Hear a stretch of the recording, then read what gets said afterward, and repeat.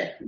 Hello, good evening everyone. Myself Dr. Pranita Patil from Virar, Mumbai. I am your host for today. I welcome you all on behalf of Ignited Minds by PHF under mentorship of our beloved Guruji, Dr. Liaquat Namole sir. Friends, as you all know, we have started this wonderful series of free 100 webinars on Zoom from 2nd June 2022. And today is our 37th lecture of the series Guruji Ke Saath Guruvār. Today I am happy to welcome Dr. Manoj Banwar sir from Ratlam MP, who is like a brother to me. Sir has done his BHMS from District Homeopathic Medical College, Ratlam. He was doing general practice since 2012, and after seeing wonderful results in homeopathy, since 1.5 years, he started practicing homeopathy. So, since he came in touch with our beloved Guruji, Dr. Liaquat Namole sir, he became a staunch follower of MML, that is Mind Method by Dr. Liaquat sir. Whenever Dr. Manoj calls me, without fail, he tells me how he is growing faster after he started learning from sir, and how he has seen change in his practice. He always mentions about it. So without wasting much time, let's welcome Dr. Manoj Banwar sir with huge round of applause. Welcome, sir. Welcome, man. Thank you, ma'am. And welcome, Manoj. Good evening to all. Very good evening to all PHF members and mentors. And deep gratitude to our respected Guruji, Dr. Liaquat sir, who gave me this opportunity for presentation of my case. और यहाँ आना मेरे लिए dream भी था कि जब sir से ज्वाइन हुए थे तो सोचा था कि कब आने का मौका मिलेगा. तकरीबन 1 साल तो लगेगा यहाँ आने के लिए, बट सर ने ये ड्रीम बहुत जल्दी पूरा किया. तो आज जैसे प्रणीता मैम ने बताया कि मैं तकरीबन 2012 से जीपी प्रैक्टिस में हूँ और ये केस भी जीपी से रिलेटेड ही है. तो ये केस भी मेरी जीपी प्रैक्टिस का ही था और जब मैंने जीपी पे बच्चे को तकरीबन 2 साल के एक बच्चे को इंजेक्शन लगाया और उस बच्चे ने सांस रोक ली थी, तो वहां से इसकी कहानी शुरू हुई कि इस बच्चे ने सांस रोकी क्यों. तो ये 2000 दिसंबर का केस है. सर मैं स्टार्ट सर. यस अभी it is over to you darling. अभी हम सिर्फ सुनेंगे. Thank you sir. ये जो केस है ये एक बच्ची है 2 साल की और इसकी फैमिली में 4 बच्चे हैं और 3 लड़कियां हैं और एक लड़का है जो सबसे बाद में हुआ है. और इस केस में ये जो बच्ची मेरे पास जब मैं 2012 से मैं प्रैक्टिस कर रहा था एलोपैथी प्रैक्टिस, तो मैंने 2021 में ये मेरे पास कफ कोल्ड की कंप्लेन को लेकर आया और मैंने जैसे इसको इंजेक्शन लगाया इसने बच्चे ने सांस रोक ली.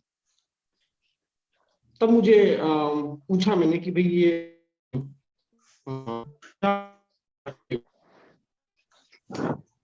तो ये उसको ब्रेथ होल्डिंग स्पेल की कंप्लेन थी कि भाई ये सर इसका ट्रीटमेंट चल रहा है ये प्रॉब्लम का और तकरीबन 6 महीने की समस्या थी जब से ये समस्या चल रही है इसको.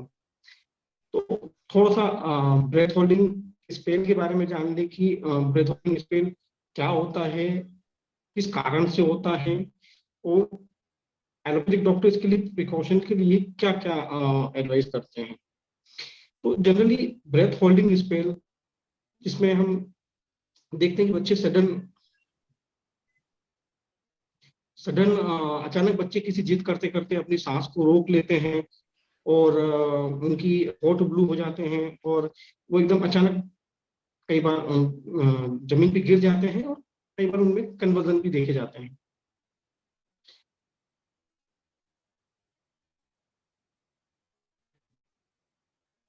मैम आवाज आ रही है मेरी बराबर? आपका नेटवर्क थोड़ा ब्रेक हो रही है, लो आपका है। नेटवर्क पोअर है।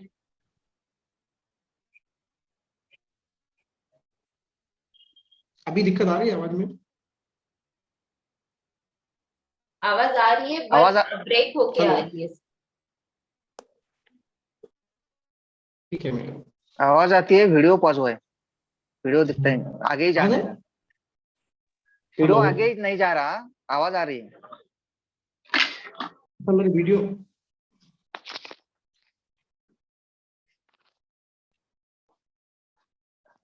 मनोज सर, अब आपका आवाज जो अब नेटवर्क है ना, उसका बैंडविड्थ लो दिखा रहा है, नेटवर्क कनेक्शन का प्रॉब्लम है।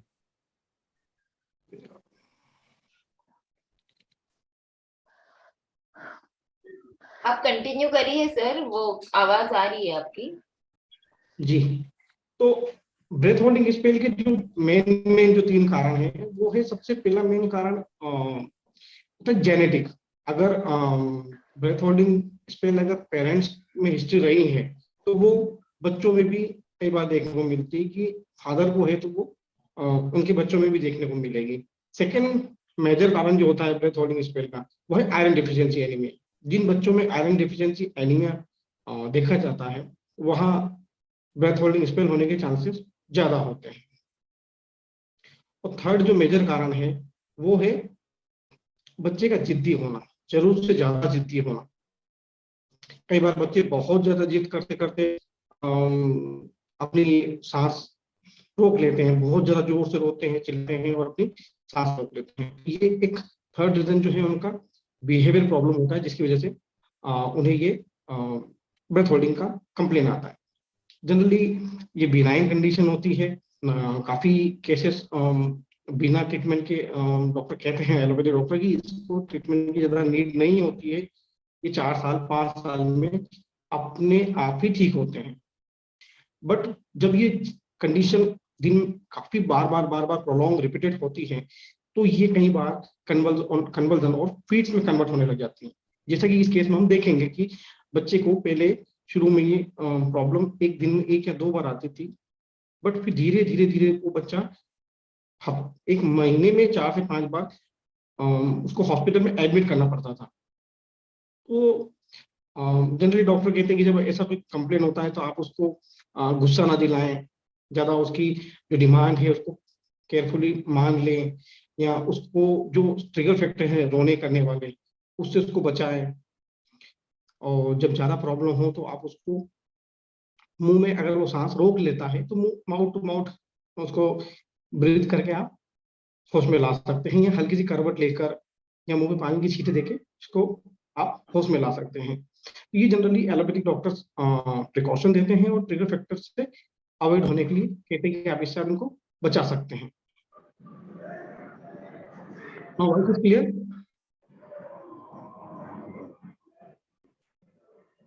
वॉइस प्रॉपर है मैम?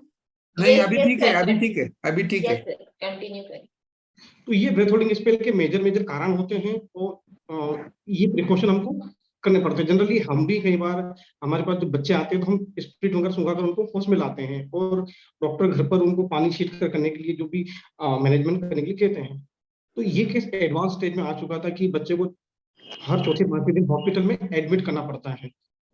तो ये मेरे पास जनरली 2000 दिसंबर में ये जब केस मेरे पास आया, तो मैंने जैसे ही उसको इंजेक्शन लगाया, जनरली वो कप कोड के लिए लेके आए और फादर ने कहा कि सर मैं 2 मिनट में आया, अभी इसको देखिए।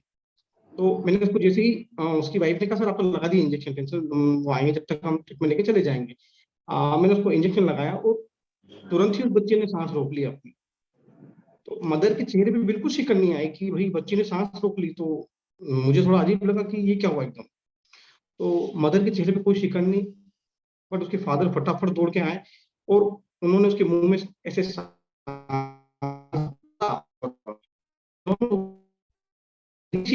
नोटिस की कि मेरे चेहरे पे कोई शिकन नहीं है, और फादर भयंकर आ गए।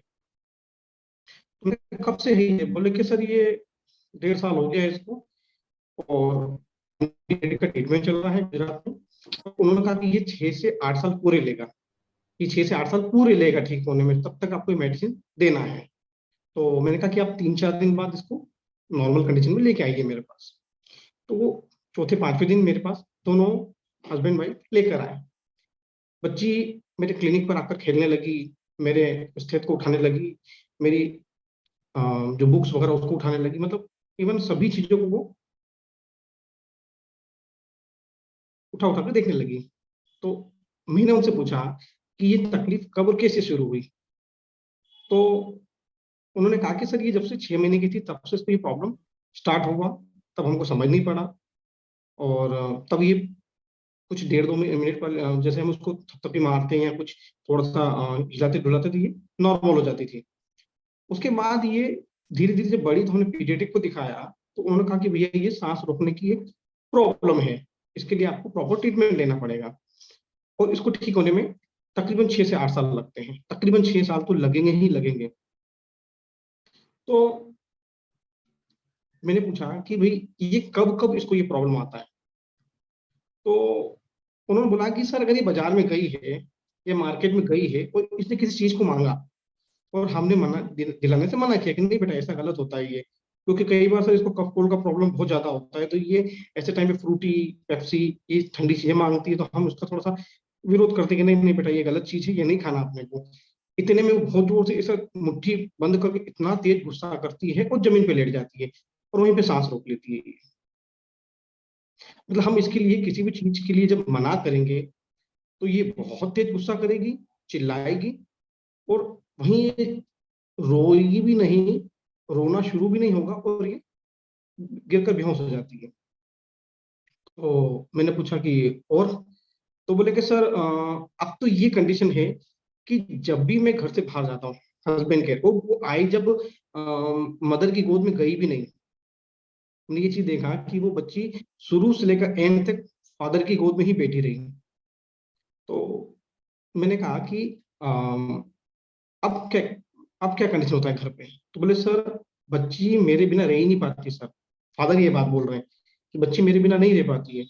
अगर मैं एक ड्राइवर हूँ सर और मुझे तो काम करने जाना ही है, पर मैं जब भी सुबह निकलता हूँ काम के लिए ये मुझे देखकर पापा पापा करके रोती है, वो इसकी मम्मी इसको पकड़ती है, तब तक ये बेहोश हो जाती है।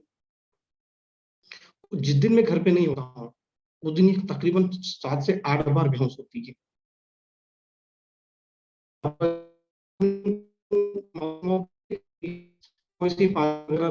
मार के जब मैं घर पे नहीं होता हूँ तब ये बेहोश ज्यादा होती है। तो मैंने कहा कि एक बार मदर की गोद में दीजिए आप। तो जैसे ही उसकी मदर की गोद में वो गई तो वो अनकंफर्ट फील करने लगी कि आज को अच्छा नहीं लग रहा था, वो हाथ पैर ऐसे पटकने लग गई और फिर से पापा पापा करने लग गई। मैं कहा वापस से लीजिए इसको आप। मैंने कहा कि ऐसा क्यों कि आपको ज्यादा मतलब बहुत ज्यादा अटैच है आपसे, मदर से नहीं है। तो बोले कि सर बस ऐसा ही है। तो मुझे लगा कुछ छुपा रहे हैं इसके हस्बैंड, तो मैं कि हम बाद में पूछेंगे। तो मैंने उनकी वाइफ को बाहर भेजा, वो उनके हस्बैंड से पूछा कि भाई आपसे इतना अटैचमेंट क्यों है बच्ची का। अभी हमने जब देखा कि वो मम्मी की गोद में जाना पसंद नहीं कर रही है और मम्मी की गोद में वो कंफर्टेबल भी नहीं है। तो बोले कि सर वो मेरे 3 बच्चे 4 बच्चे हैं, 3 लड़कियां हैं और एक लड़का है, लड़का भी लास्ट में हुआ है। और लड़कियां होने की वजह से है ना सर, जब से ये मेरा बच्चा और वैसे मेरी वाइफ है ना बचपन से इसके प्रति अच्छा उसकी केयरिंग नहीं की है सर। मतलब जब ऐसे स्पेल आते थे ना तो वो इस जिस प्रकार से मैं इसको माउथ टू माउथ ब्रीथ करता हूँ इस प्रकार से उसकी केयर नहीं की है सर, तो वो उसका उसके साथ अटैचमेंट नहीं है और वो उस पर इतना ध्यान भी नहीं देती है। वो बेहोश हो जाती है तो वो मेरा मुंह देखती कि वो इसके पापा के करेंगे। तो ये इसको मतलब इतना इसका केयर नहीं किया है उसने। मैं उसके सामने नहीं बोल सकता, बट ये सही है कि उसने इसका इतना ध्यान नहीं दिया है। तो ये कारण हो सकता है कि वो नहीं जाती है उसके पास। तो मैंने कहा कि एक बार आप मुझे ये डेमो दे के दिखाइए कि ये कैसे बेहोश होती है। तो बोले सर वो वापस से बेहोश हो जाएगी। तो मैंने कहा कि बेहोश होगी तो हमारे पास रास्ते हैं ना, जितने इतने टाइम से आप इसको होश में ला रहे हो इसलिए आएंगे वापस से होश में पर। तो मैंने कहा कि इसको मदर की गोद में दीजिए आप और आप भाग जाइए। क्योंकि उसका मेन जो है कि वो जब भी फादर की गोद में फादर उसको छोड़ कर जाते हैं, तब उसकी वो तकलीफ तुरंत आ जाती है, या जिद पने जैसे ही वो करती है वो चीज उसको नहीं दिलाई जाती है, या उसको उसका थोड़ा सा भी किसी चीज का विरोध कर लें कि भाई नहीं ये नहीं करना ये नहीं करना, तो बेहोश हो जाती है। मैंने कहा ठीक है आप ये चीज एक बार मेरे साथ डेमो कीजिए। तो जैसे ही उस बच्ची को उसकी मदर की गोद में दिया, वो बच्ची ऐसे हाथ पे जैसे खींचने लग गई, और बिल्कुल मतलब उसकी गोद में रहना ही नहीं है, मतलब कंफर्टेबल नहीं है, बिल्कुल बेचैन हो गई उनकी गोद में, मदर की गोद में। और फादर जैसे ही मेरे क्लिनिक के बाहर जाकर बाइक स्टार्ट की, बच्ची थोड़ी सी चिल्लाई और बेहोश हो गई। कोई रोना धरना कुछ भी नहीं, और सडन बेहोश हो गई। फादर वापस दौड़कर आए, वापस से उसको मुंह से उन्होंने सांस दिया और होश में लेकर आए। तो मैंने कहा कि ठीक है। तो शुरुआती मेरा उस वक्त होम्योपैथी का प्रैक्टिस था, मेरे पास लोअर पोटेंसी वगैरह उस वक्त नहीं अवेलेबल होती थी, अब तो है बट उस वक्त नहीं थी। मैंने उस मेडिसिन को डायरेक्ट 1 mg का एक डोज बच्ची को दिया, और तकरीबन आधे घंटे मेरे क्लिनिक पे बिठाया, और आधे घंटे बाद मैंने कहा कि अब आप इनको छोड़ के वापस से जाइए। तो वो बोले कि सर क्या मजाक कर रहे हो सर, तो ये तो वापस वो मिलेंगे। उस आधे घंटे के बाद जब हम उसे तो वापस उस मदर की गोद में वो ऐसे मतलब बेचैन होने लग गई, और पापा पापा करने लग गई, और पापा जैसे ही गाड़ी स्टार्ट कर करके निकले, तो बच्ची ने रोना शुरू किया जो जो से पापा करके। तो, तो उसके बाद वो बेहोश नहीं हुई, उसके बाद उसको वो ब्रेथ होल्डिंग का स्पेल नहीं आया। और उसके फादर को मैंने कॉल किया कि आप आधे घंटे से मत आना क्लिनिक पर। तो वो आधे घंटे तक पापा पापा पापा करती रही, और फिर थोड़ी देर बाद ऐसे खेल में लग गई इधर उधर, और खेलने लग गई। फादर आधे घंटे बाद आए और उन्होंने मुझे बोला कि सर ये लाइफ में 1.5 साल में फर्स्ट टाइम ऐसा हुआ है कि मैं घर से बाहर गया हूँ, नहीं हुई। और उसके बाद हमने उसको डोज ही रिपीट नहीं किया, एस एल 1 साल तक एस एल पे रखा। और अभी हर एक एक मंथ में हम उससे फॉलोअप लेते हैं, उसमें प्रॉब्लम नहीं हुई, सेकेंड में नहीं हुई। 1 साल पूरा निकल गया। अभी जस्ट हमने थोड़े दिन पहले ही उनसे पूरा कंसर्न लिया कि उसको अब कोई प्रॉब्लम नहीं है। और जब हमने फॉलोअप वीडियो बनाया जब मैंने उसका, तो वो उसकी मदर की गोद में बैठी हुई बहुत अच्छे से, और मदर ने बोला कि सर ये अब इसके नाना से भी बात करती है, इसके फादर से भी बात करती है, मतलब घर के फैमिली के जो दूसरे मेंबर जिससे सभी से बहुत अच्छे से बात कर रही है। और ऐसा लगता है कि ये वापस से इसका नया जन्म हुआ है, बहुत चेंज हो गई है। और सिर्फ एक ही डोज 1 mg के, और उसके सारे ब्रेथ होल्डिंग कन्वर्जन जो कैजुअलिटी आती थी 1 महीने में 4 4 5 5 बार, वो सब चली गई। तो ये था ब्रेथ होल्डिंग का सिंपल सा case. You can try to analyse. Sir मैं बोलूं? जी मैम बोलिए। मुझे ऐसे लग रहा है कि उसको मदर से जो प्यार मिलना चाहिए नहीं मिला, उसको निग्लेक्टेड फील हो रहा है, उसकी वजह से हाँ अटेंशन सीकिंग बिहेवियर ज्यादा है।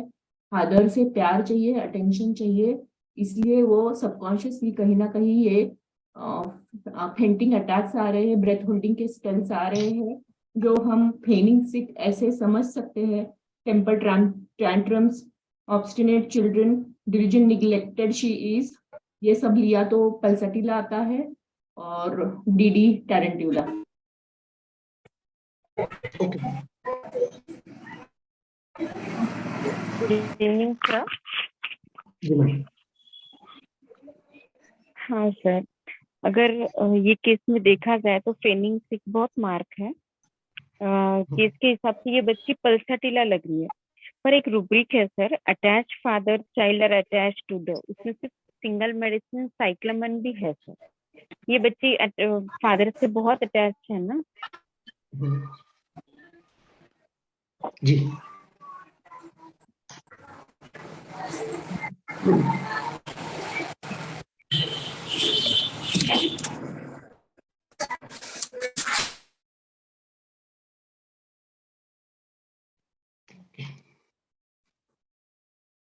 इस और कोई बोलिए आप, फिर हम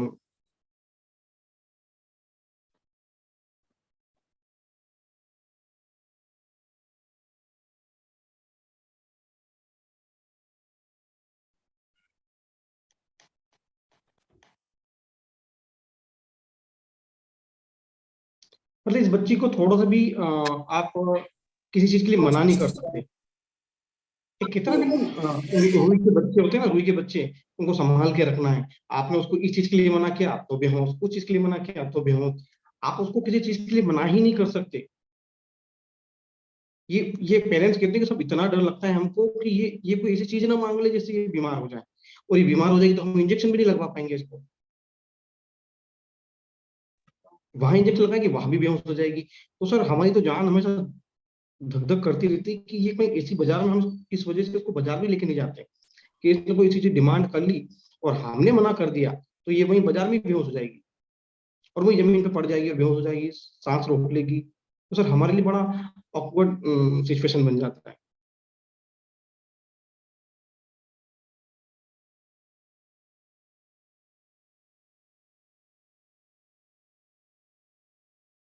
लाइक ओ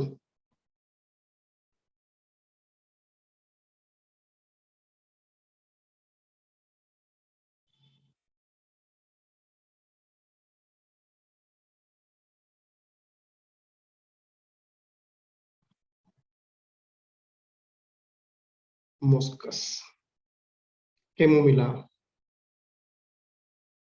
हेलो, आप हाँ मैसेज डालने से अच्छा आप अगर हाँ एक्टिवली ये पार्टिसिपेट करोगे तो और ज्यादा अच्छा रहेगा। सबको समझ में आएगा कि आप क्या बोलना चाह रहे हैं। ठीक है, सबको हेल्प होगा उससे। सर जी केस मेरे को जो समझा वो बोलता, थोड़ा बीच बीच में आवाज कट रही थी।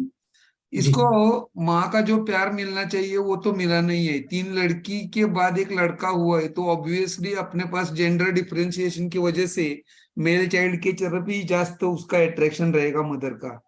तो इसको माँ का प्यार तो मिला नहीं, वो तो हेलो, जी जी। आवाज आ रही सर? हाँ सर आ रही है। हाँ, तो उसको मदर का प्यार तो नहीं मिल रहा है, निग्लेक्टेड बाय मदर तब फील है ही उसको। ये थ्रेटनिंग भी कर रही है, ऑब्स्टिनेट चाइल्ड है। उसके मन के खिलाफ अगर कुछ हो गया तो उसको गुस्सा आता है, एंगर, कॉन्ट्राडिक्शन भी आता है इसमें, टेरेंटुला जैसा फील आता है। और मॉस्कस भी गुड चॉइस रहेगा इसमें। Okay, thank you sir.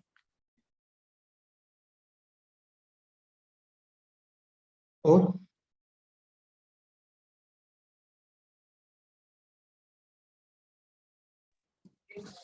अरे बोलो हेलो यार, सर। कोई कुछ नहीं बोल रहा है, आज क्या हो गया? बढ़िया केस है वो। Hello sir. जी मैम। हेलो जी मैम। सर, रूब्रिक है mind contraindication intolerance for children in obstinated children, temper tantrum, weeping children in babies and respiration chapter में अरेस्टेड सडनली इन चिल्ड्रन में सिंगल कैमोमिला है ma'am. जी ma'am. Chamomilla आता है sir. Okay, एक case मैंने just एक और ऐसा केस देखा था जिसमें उसकी छोटी सिस्टर ने, बड़ी सिस्टर ने उस बच्चे के हाथ से डॉल छीन लिया और वो भी वहां भी वो बच्चा उसको कुछ बोलने के बजाय थोड़ा सा भी विरोध नहीं कर पाया और सडन वहीं गिर गया और सांस रोक ली थी। तब भी जस्ट सिमिलर केस है ये। तभी मैंने इसी केस का रूब्रिक लगाकर उस बच्चे को सिंगल डोज दिया, उसके बाद वो स्पेल ही नहीं आया।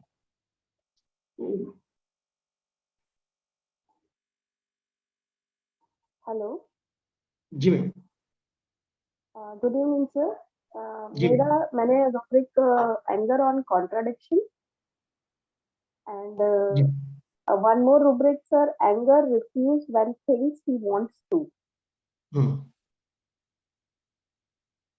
sir इसमें कैमोमिला, ब्रायनिया एंड वेलेनियम आ रहा है। Okay, thank you.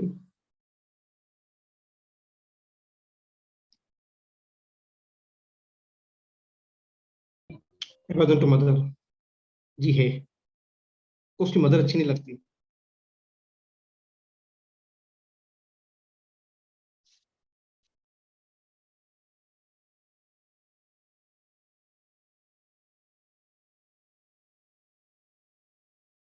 उसको अपनी बात मनवानी है और बात मनवाते मनवाते वो। Hello sir.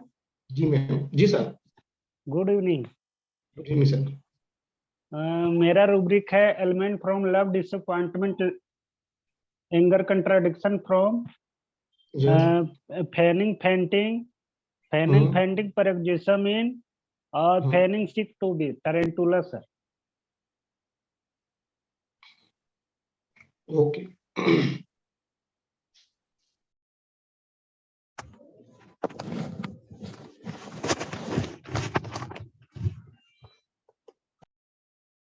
और anybody else?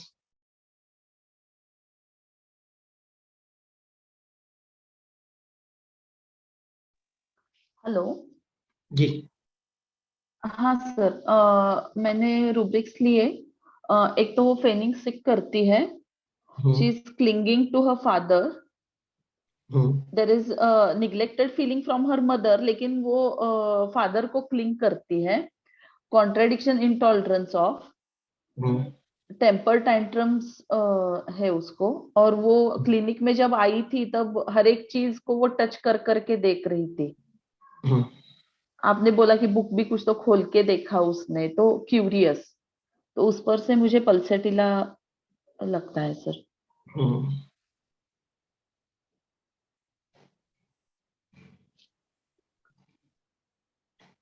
Okay.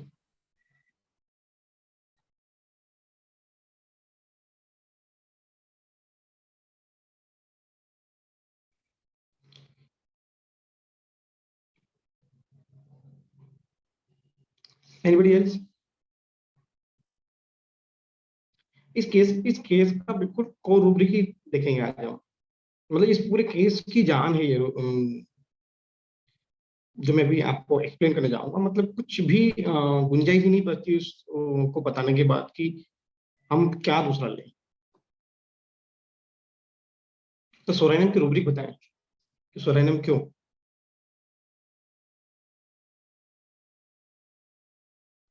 Sir Ignatia रख देंगे, elements from neglected being, jealousy children in newborn get all attention, feigning sick, anger, contradiction, ignitia delete tarantula।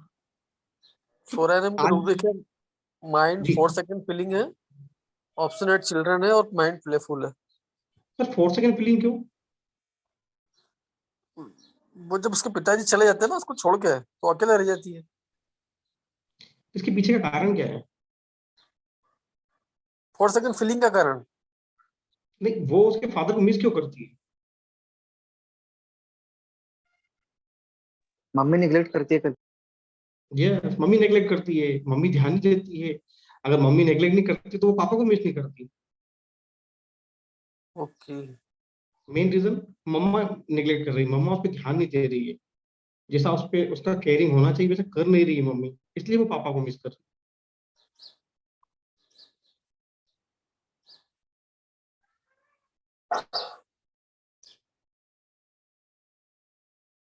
Pulsatilla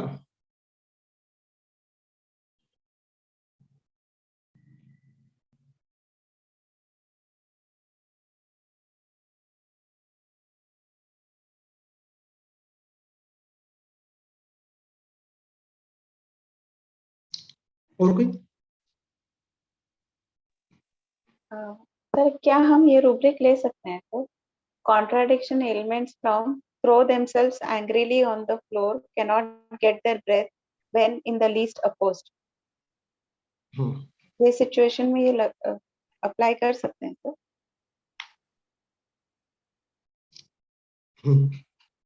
और आपको क्या लगता है वो बताइए, पूछे मत।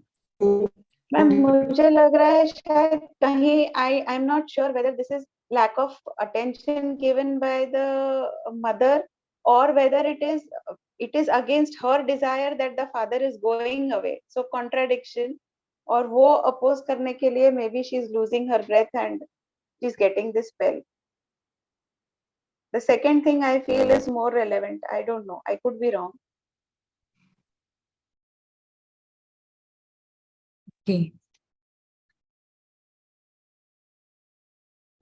मेडिसिन क्या आ रहा है आपका?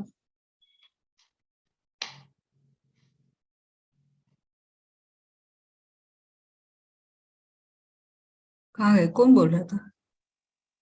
हेलो मैम, सुनाई हेलो। दिया? उसमें सिंगल ड्रग है मैम, सिर्फ तूजा है। अच्छा, ओके, देखते हैं सर का एनालिसिस देखते हैं।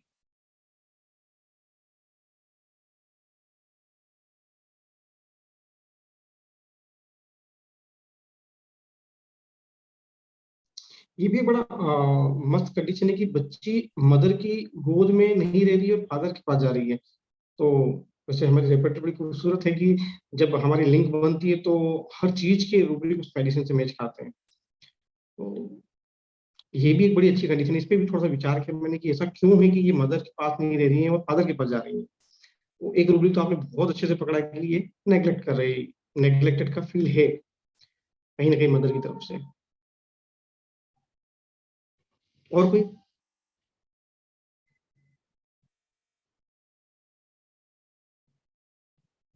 कोई कुछ बोलना चाहता है? अदरवाइज हम लोग आगे बढ़ते हैं। आई थिंक आपका एनालिसिस बता दीजिए सर अभी। सबसे पहले जो इस केस में मैंने सबसे पहले ही देखा कि वो जब बच्चे को हमने इंजेक्शन लगाया और वो जिस हिसाब से बच्ची ने सांस रोकी और जिस हिसाब से मदर के रिएक्शन थे, उससे ये तो लगा कि इसको मदर को इसकी चिंता बिल्कुल भी नहीं, फादर ही पूरी भागदौड़ करते हैं। और उसके हस्बैंड ने भी इस चीज को क्लियर किया कि सर उसका इतना अटेंशन नहीं है इस पे, वो बच्चा होगा ना उस वजह से उस पे इसका इतना ध्यान नहीं जाता है। First one element from being neglected, ये वहां नेग्लेक्टेड होती जा रही है और ये नेग्लेक्शन की वजह से ये बच्ची दिक्कत में है। दूसरा, ये बच्ची जब मेरे क्लिनिक पर आए तो इधर उधर इधर उधर सब जगह टच कर रही है, touch impel to touch everything. Even एक रेपर्टरी में प्लेफुल डिजायर टू प्लेफुल में भी ये रेमेडी है कि वो बच्ची आई और सब जगह इधर उधर खेलना, खिलौने उठाना, ये करना, तो मेरे बच्चे के खिलौने उनके साथ खेलने लग गई वो और ये सब करने लग गई। जब मैंने उस बच्ची को पूछा कि आप इसको अपनी गोद में लीजिए, मदर को आके आप इसको अपनी गोद में लीजिए, तो बच्ची थोड़ी सी बेचैन होने लग गई मदर की गोद में, मतलब वो कंफर्टेबल फील नहीं कर रही थी।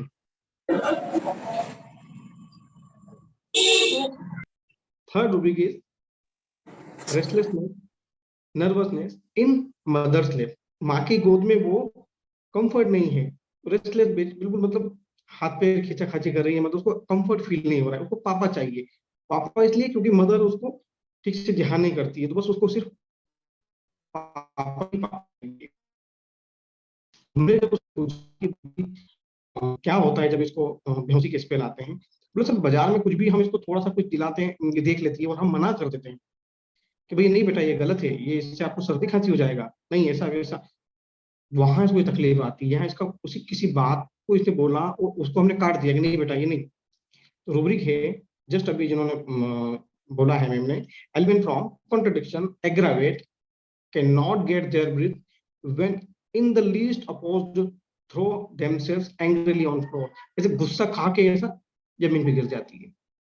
अगर उसको आपने थोड़ा भी उसका अपोज किया तो, थोड़ी सी उसकी बात मानने से इनकार कर दिया तो, या कई बार इतनी जोर जो चिल्लाती है, चिल्लाने के बाद उसका ये प्रॉब्लम आ जाता है। तो again next rubric, anger temper tantrum can not get their breath throw themselves on floor. जमीन जोर से चिल्लाएगी और जमीन पे गिर जाएगी और सांस रोक लेगी। Anger temper tantrum can not get their breath throw themselves on floor. ये डायरेक्ट रूब्रिक है इस केस के लिए, एकदम सेंटर रूब्रिक कि भाई टेम्पर टेंट्रम में चली जाती है और सांस रोक लेती है, फिर वो सांस नहीं ले पाती है और एक वो जस्ट मतलब अपने आप को जमीन पे फेंक रही है ना वो बच्ची, कुछ भी होता है तो फट से जमीन पे गिर जाना, टांगे लपेट खींचा खाची करना। तो इसका जो ये मैनिपुलेशन है, जो फैनिंग है, ये सांस रोकने के साथ आ रहा है। मैनिपुलेशन कर रही है, फैनिंग कर रही है सांस रोक कर। तो एक और रूब्रिक है हमारे पास, throw herself on floor from opposition and can not get his breath. आपने उसका अपोजिशन किया तो अपने आप को जमीन पे फेंक देगी तो सांस रोक लेगी। तो ये और जिद्दी है ये बच्ची, बहुत ज्यादा जिदपन है इसके अंदर। और एक और थोड़ा सा भी अगर आपने इसको मना किया किसी चीज के लिए, अगेन टेम्पर टेंट्रम, एक और रूब्रिक है हमारे पास, anger temper tantrum from slightest opposition. थोड़ा सा भी आपने इसको मना किया ना तो जिद से करने लग जाएगी, बिल्कुल मतलब बेहोश थोड़ी देर में। तो ये उस वक्त के 3 रूब्रिक थे जिसके बेस पर मैंने से थुजावनम दिया था। और थुजावनम देने के आधे घंटे बाद से ही इसके ब्रेथ होल्डिंग स्पेल चले गए। और 1 साल, तकरीबन 1 साल ऊपर होने आया है इसका, जहां ये बच्ची पूरे दिन में 8-8 बार, 5-5 बार, 6-6 बार इसके स्पेल आते थे। उसके बाद से इसको अभी तक एक स्पेल नहीं आया। और जो उसको 4 से 5-5 बार कैजुअलिटी होती थी, हॉस्पिटल में एडमिट होना पड़ता था, नींद के इंजेक्शन और वो जितने भी कन्वर्जन की ड्रग होती वो सब लगती जाती नहीं देना है। तो इसका मदर की रुझान अच्छा नहीं है। एक रूब्रिक है हमारे पास, family ever to mother, mother के प्रति इसका एवर्जन है। ये इसको मदर पसंद नहीं, क्योंकि मदर इसको नेग्लेक्ट कर रही है, नेग्लेक्शन दे रही है। इसकी वजह से इसका मदर की तरफ अटैचमेंट कम है। फादर इसको बहुत अच्छे से पैम्परिंग करते हैं, संभालते हैं, मुंह से मुंह को साथ देकर उठाते हैं। तो मदर का जो नेग्लेक्शन है ना, उसको फादर की तरफ लेकर गया। तो ये इसके केस के जो रूब्रिक है उस वक्त जो हमने, जिसके बेस पर मैंने इनको थूजा वार्निंग दिया था। और थूजा वार्निंग देने के बाद अभी तक मुझे इस पोटेंसी को रिपीट नहीं करना पड़ा। एक बार बीच में इसके घर में झगड़े हुए थे मदर के साथ में, फैमिली और मदर के साथ में झगड़े हुए थे, तो वहां इसको ये प्रॉब्लम आया था। तो हमने अगेन उस डोज को रिपीट किया, जहां पे एक रूब्रिक है हमारे पास, क्वारल्सम ने scolding with family to mother, जहां पर 5 रेमेडी साथ थूजा है। तो हमने वहां वापस से उसी पोटेंसी को रिपीट किया और बच्ची पूरी तरह से नॉर्मल है। डॉक्टर्स एलोपैथिक डॉक्टर्स कहते थे कि ये तकरीबन 8 साल रिकवर होने में लेगी, और see the magic of homeopathy.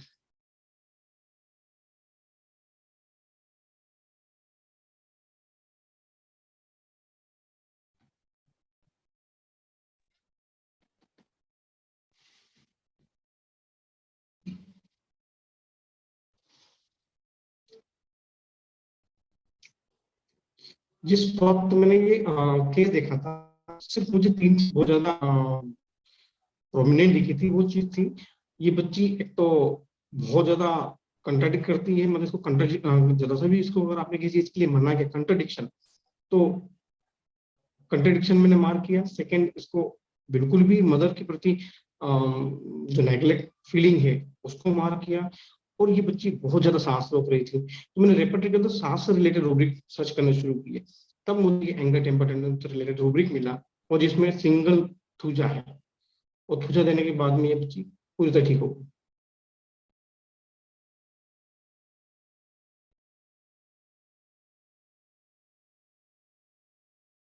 आवाज आ रही मैम मेरी? Yes sir. यस सर, बहुत इस केस में डायरेक्ट रूब्रिक है, इसमें इस कंडीशन के लिए डायरेक्ट रूब्रिक है हमारे पास कि बच्ची गुस्से में अपनी सांस रोक रही है। ये इसका मैनिपुलेशन है, ये इसका फैनिंग है। फैनिंग आपको मेरी सिम में मिलेगा थोड़ा वहां पर। और बाकी आप पूछिए।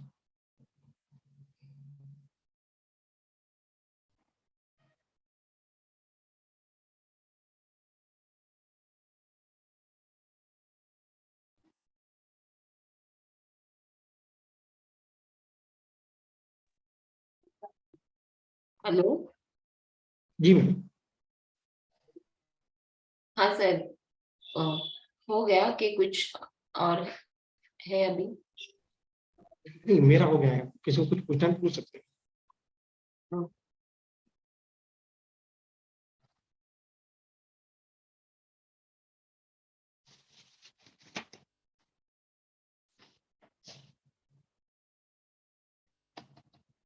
हेलो, किसी को कुछ पूछना है?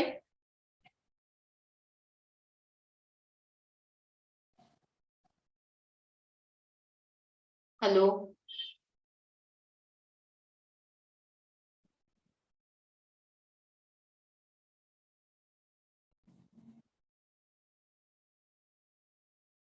किसी ने बोला था ना तुझा? हाँ very nice case sir, very बढ़िया। जहां भी बच्चों के साथ कोई चीज मैंने इसके बाद 2-3 केसेस में इस सर्वे को अप्लाई किया है। बच्चे कुछ चीज छीन हैं, टॉयज खींच लेते हैं, खिलौने ले लेते हैं और बच्चे अपोज ही नहीं कर पाते। थोड़ा भी वो उनके साथ कुछ गलत होता है, छीना झपटी होती है और वो बेहोश हो जाते हैं। तो ये शायद उसके समय 3 केस हैं जो तीनों ही थोड़ा ठीक हुए हैं।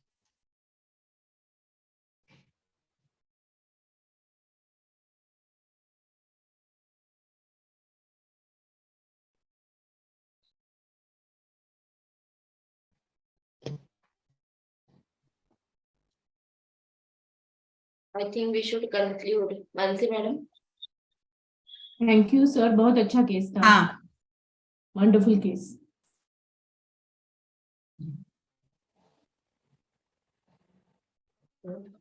Thank you so much Manoj sir for a wonderful case. तो हम लोग देख सकते हैं कि how beautifully homoeopathy works in emergency cases as well. So thank you so much sir for sharing this case. Thank you ma'am. और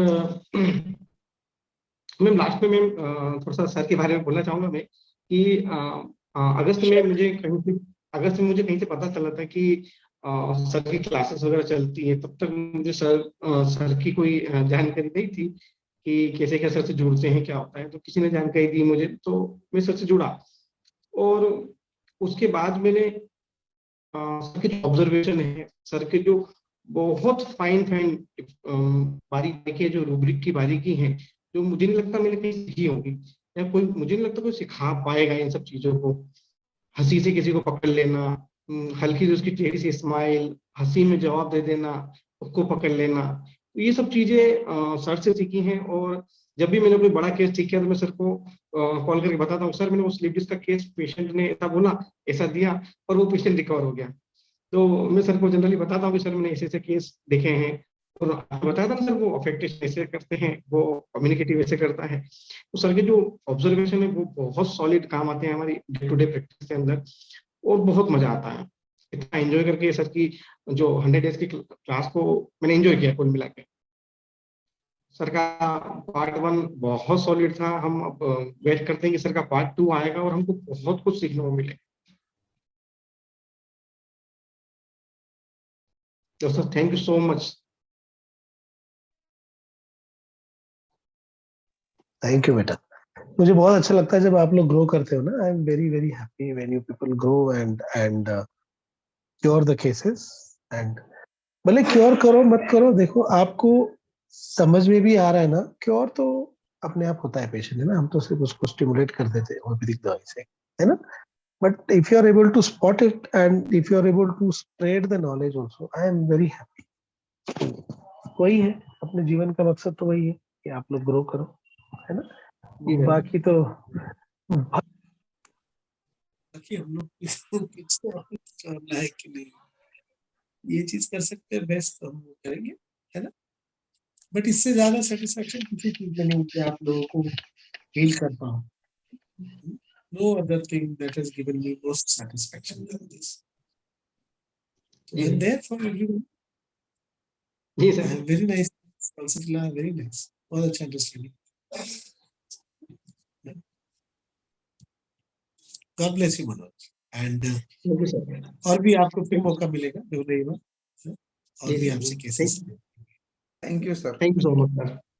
thank you so much sir again. Any questions? Anybody has any questions for me? There in Manoj sir's case, anything that you want to know? कोई बताएगा abusive towards mother क्या है? What is being abusive towards mother?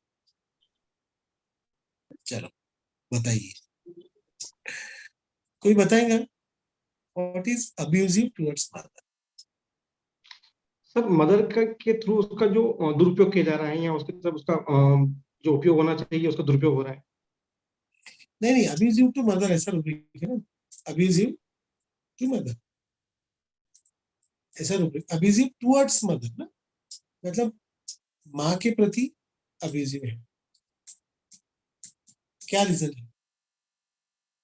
Sir neglection हो सकता है, माँ उसको neglect कर रही है तो उसकी वजह से वो उसका जो तो क्यों निग्लेक्ट होती है? Why does he feel neglected by mother? ये बताएगा? क्योंकि देखो, जेलसी बिटवीन चिल्ड्रन में है क्या तुझे? नहीं है सर, जेलसी इन चिल्ड्रन में, जेलसी में है सर। जेलसी चिल्ड्रन बिटवीन में नहीं है, jealousy in children with Pooja. Why is Pooja jealous? What is it that makes him feel that?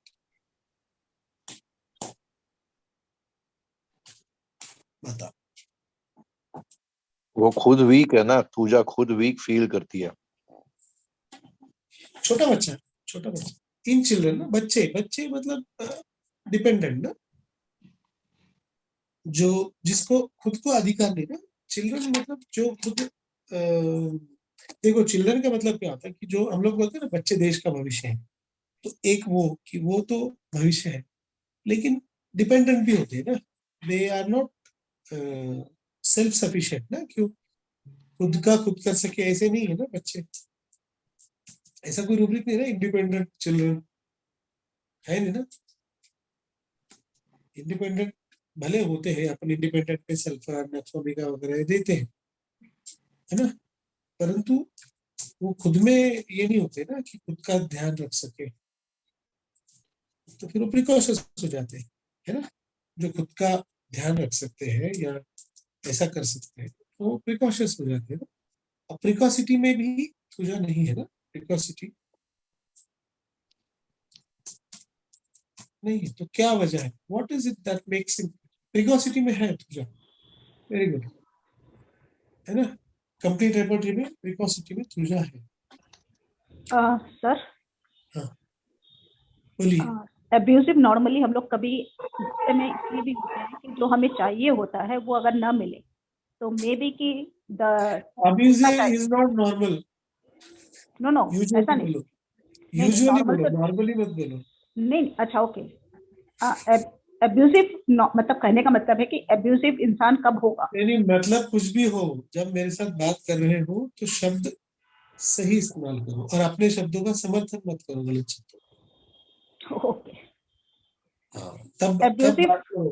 हाँ, तब फिर मजा आएगा, फिर तब सीख पाओगे। नहीं तो क्या होगा ना, आप भाषण दोगे, है ना, आप नॉलेज नहीं दोगे। हाँ बोलिए।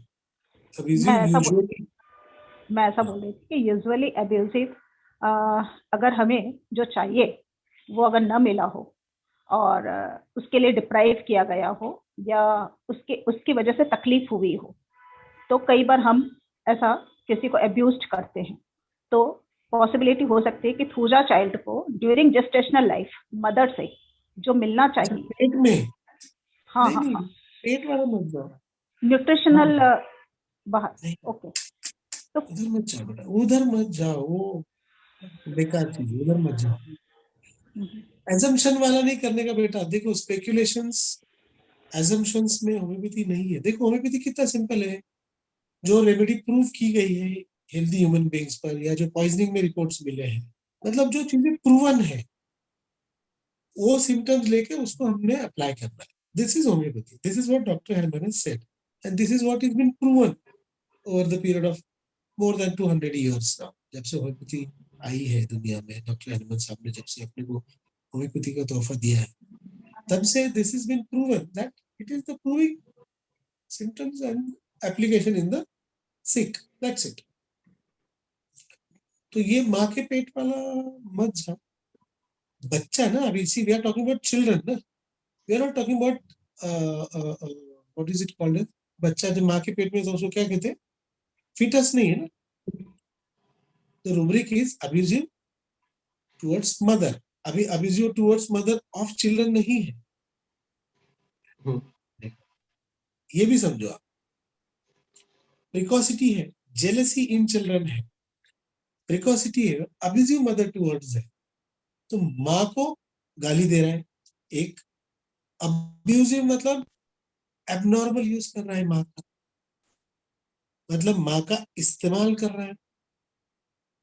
हेलो, जो कि इसका क्लोजेस्ट रूब्रिक है बाइटिंग टम्बलर, है ना। हेलो, क्लोजेस्ट रूब्रिक है इसका अब्यूजिव टुवर्ड्स मदर का क्लोजेस्ट रूब्रिक है बाइटिंग टम्बलर और बाइटिंग स्पून, है ना। बाइटिंग स्पून में भी तुझा नहीं, बाइटिंग टम्बलर में भी नहीं है, मतलब ये माँ का गलत इस्तेमाल कर रहा है। हेलो, अब्यूज का मतलब क्या कि एबनॉर्मल यूज, एब यूज, सिंपल समझ लेना, एब यूज। तो व्हाई इज तुझा becomes abusive to the mother? The reason is you're right. Yeah, he's feeling neglected. He's not feeling. It is not delusion neglected by mother. ऐसा rubric एक में देखो, delusion neglected he or she is, उसमें नहीं है तुझा। तो it is not a delusion. It is that he is being neglected by mother. Now why? तो एक बच्चा जिसको माँ से निग्लेक्ट होता है ना, तो क्या वो माँ को गालियां देगा?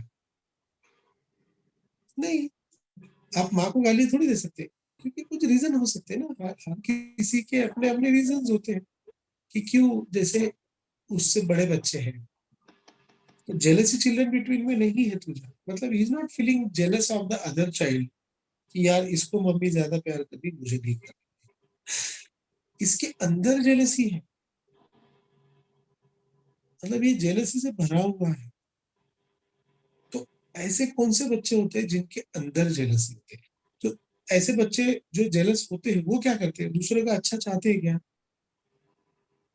नहीं ना, जेलसी इटसेल्फ मीनिंग दैट, हाँ, jealousy meaning that you don't think good about others, you do not pray for others. Cruelty में है क्या? नहीं है, है ना। एनवी में है क्या तुझा? देखो ENVY, एनवी, एनवी में तुझा नहीं है, मतलब इसमें ही जेलसी ही है, सीधे सीधी। अब जेलसी वुमन में है क्या? देखो तुझा, जेलसी वुमन बिटवीन में नहीं है तुझा। जेलसी मेन बिटवीन में है क्या? देखो, जेलसी मेन बिटवीन में तुझा नहीं है। जेलसी चिल्ड्रन इन में कहा क्यों है? चिल्ड्रन इन मतलब कुछ ऐसा है, ये by default he is born jealous.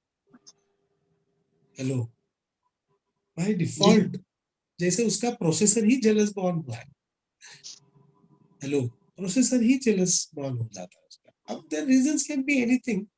Now if you see the child who feels hollow, क्या रूब्रिक है? क्या है वो? डिल्यूजन हॉलो, है ना।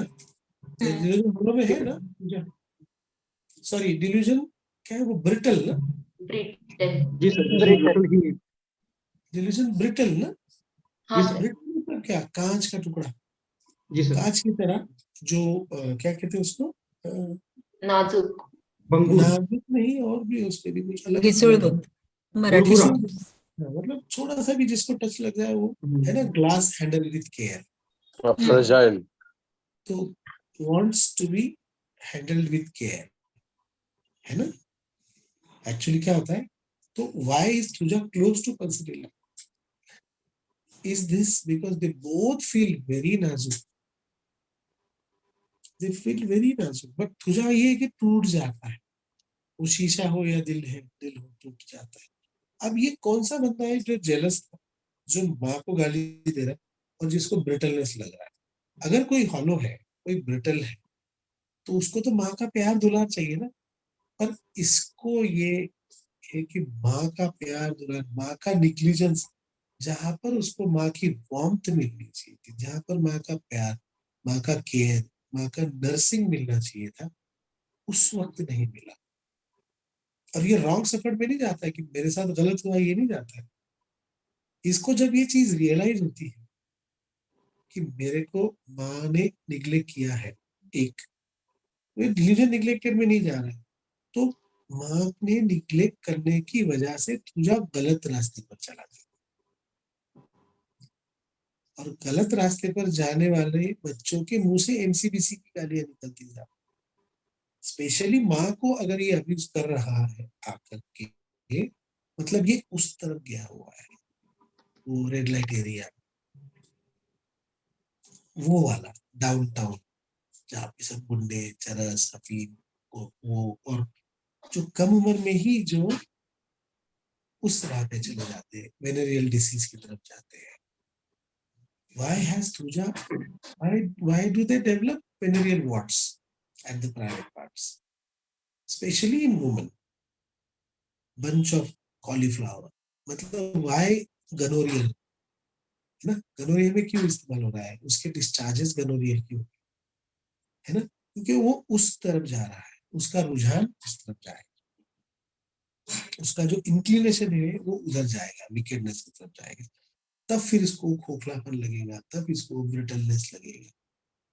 वो जब जाता है, तब वो जब देखता है, उसके कारण वो भागे, क्योंकि उसको वो वैल्यूज ही नहीं रहते ना. है क्या मॉरल फीलिंग वांट अप, देखो उसमें है ना तुझे, नहीं है ना, मतलब उसके अंदर वो वैल्यूज ही नहीं, मॉरल्स का और तुझा का दूर दूर तक रिश्ता नहीं रहता है. इस कारण से फिर तुझा अब्यूजिव टुवर्ड्स मदर ज्यादा, क्योंकि उसको वो वैल्यूज ही नहीं है कि माँ क्या चीज है. तूने तो खाली पैदा कर दिया था ना, मतलब माँ ने उस पर ध्यान ही नहीं दिया है.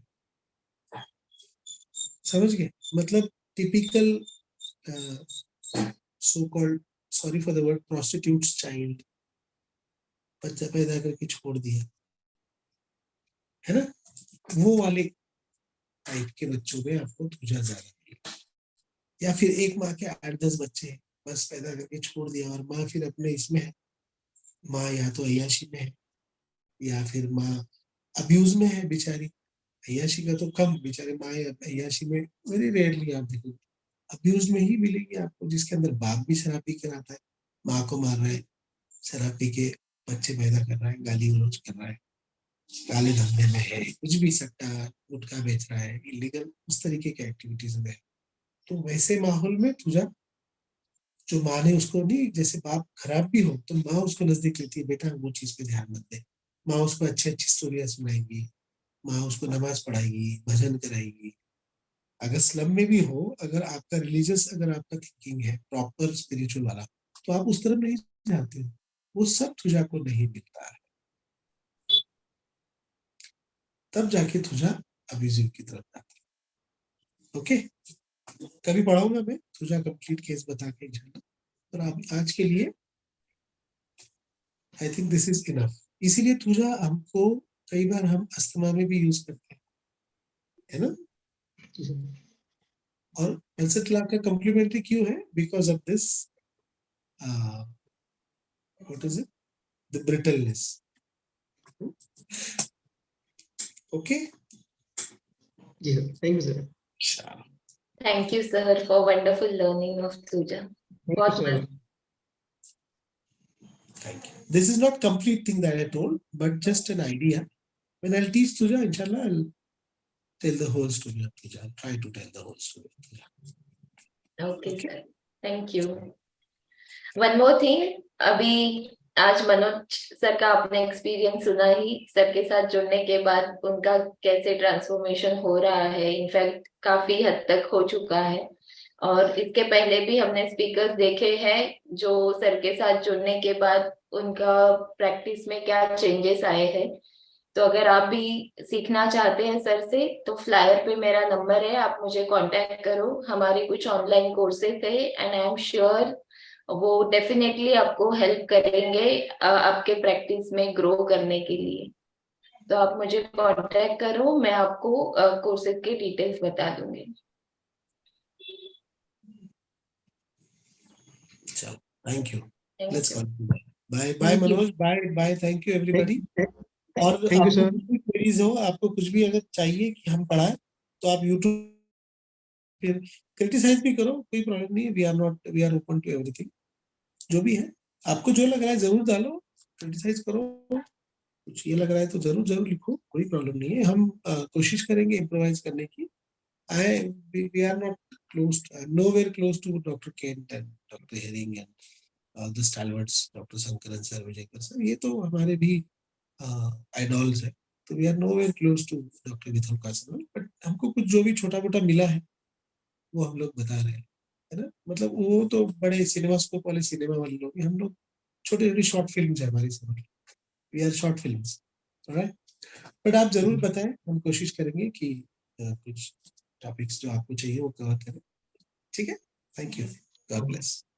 Thank you sir. Thank you sir. Thank you, sir. Bye.